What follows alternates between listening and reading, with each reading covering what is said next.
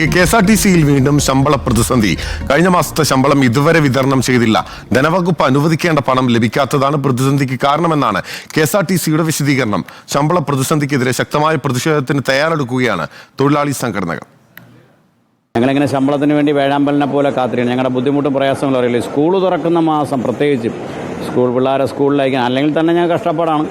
School തുറക്കുന്ന ഈ മാസം പോലും സമയബന്ധിതമായി ശമ്പളം ഒരു 5-ാം തീയതിക്ക് മുമ്പെങ്കിലും തരണം എന്നുള്ളതായിരുന്നു. ഒറ്റ ഗഡുവായിട്ട് തരണമെന്ന് ആവശ്യപ്പെട്ടു. പക്ഷേ ആദ്യത്തെ ഗഡു പോലും ഇതുവരെയും കിട്ടിയിട്ടില്ല. സുനിഷ യേലൂരാണ് വിവരങ്ങളുമായി ചേരുന്നത് തിരുവനന്തപുരത്ത് നിന്ന്. സുനിഷ, മുഖ്യമന്ത്രിയുടെ ഉറപ്പ്, ഗതാഗത മന്ത്രിയുടെ വാക്ക് എല്ലാം പഴയ ചാക്കായി. തീർച്ചയായിട്ടും പിന്നിൽ അങ്ങനെ തന്നെ വേണം കരുതാൻ. കാരണം മുഖ്യമന്ത്രി നൽകിയ ഉറപ്പ് അത് 5-ാം തീയതിക്ക് മുന്നേ ശമ്പളം നൽകുമെന്നതായിരുന്നു.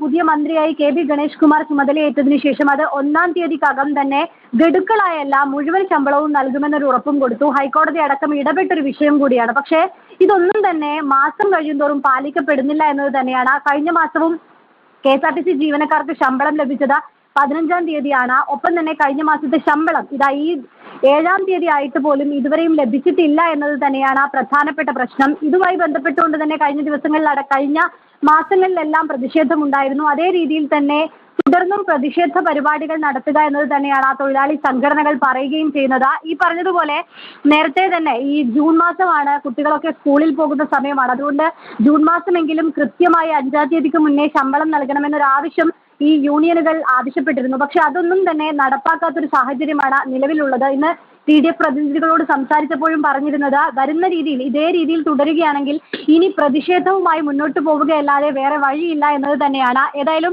നമ്മൾ ഇതുമായി ബന്ധപ്പെട്ട് KSRTCയും ബന്ധപ്പെട്ടിരുന്നു. പക്ഷെ KSRTC പറയുന്നത് ഈ ശമ്പളം നൽകാൻ സർക്കാർ ഒരു തുക അനുവദിക്കേണ്ടതുണ്ട്. ഇതുമായി ബന്ധപ്പെട്ട് ഫയലുകളെല്ലാം തന്നെ ധനവകുപ്പിന് നൽകുകയും ചെയ്തിട്ടുണ്ട്. പക്ഷേ ധനവകുപ്പിന്റെ ഭാഗത്തു നിന്നും കൃത്യമായ ഒരു ഇടപെടലോ അല്ലെങ്കിൽ പണം അനുവദിക്കുന്നതിനുള്ള ഒരു നടപടിയോ ഉണ്ടായിട്ടില്ല എന്നതാണ്. അതുകൊണ്ടാണ് ഇത്തരത്തിൽ ഇപ്പോൾ ശമ്പള പ്രതിസന്ധി ഉണ്ടായിരിക്കുന്നത് എന്നതാണ്. എത്രയും പെട്ടെന്ന് സർക്കാർ പണം നൽകുന്നതോടെ ഈ ശമ്പള പ്രതിസന്ധിക്ക് പരിഹാരമാകുമെന്നതാണ് KSRTC നൽകുന്ന വിശദീകരണം. ഏതായാലും നിലവിൽ ഇതേ രീതിയിൽ ശമ്പള പ്രതിസന്ധി തുടരുകയാണെങ്കിൽ ശക്തമായ പ്രതിഷേധം സംഘടിപ്പിക്കാൻ തന്നെയാണ്. പ്രതിഷേധം അനിവാര്യമാണ്. തൊഴിലാളികൾക്ക് ശമ്പളം ലഭിക്കുന്നില്ല. പ്രത്യേകിച്ച് തൊഴിലാളി പറയുന്നത് പോലെ സ്കൂൾ തുറന്നിട്ടുള്ള മാസത്തിലാണ് ഇപ്പോൾ ശമ്പളം ഇതുവരെ ലഭിക്കാതെ ആയിരക്കണക്കിന് തൊഴിലാളികൾ ജോലി